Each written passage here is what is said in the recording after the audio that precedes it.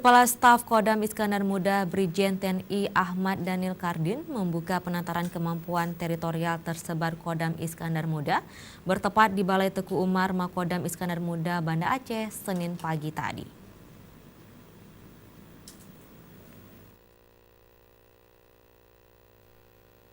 Penataran ini diselenggarakan oleh Kodam Iskandar Muda mulai dari tanggal 22 sampai dengan 25 Oktober 2018 dan diikuti sebanyak 100 personil terdiri dari prajurit jajaran Kodam Iskandar Muda, Lantamal Sabang, dan Lanut Sultan Iskandar Muda.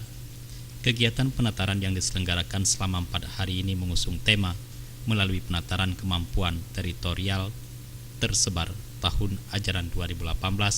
Mari kita jaga komitmen netralitas TNI dan kemanunggalan aparatur teritorial Satkowil TNI dengan rakyat.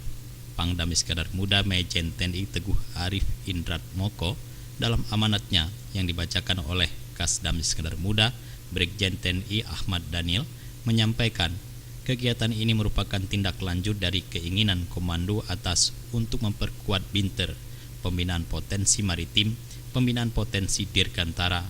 Dikatakan Kasdam tujuan kegiatan ini adalah untuk meningkatkan kemampuan aparatur teritorial TNI guna dapat melaksanakan pembinaan teritorial dengan optimal.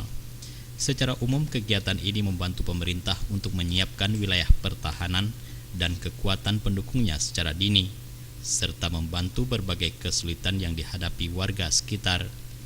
Menurut Kasdam, peningkatan kemampuan dan keterampilan prajurit Satkowil TNI merupakan salah satu langkah kesiapan Kowil dalam menghadapi berbagai perkembangan situasi yang terjadi.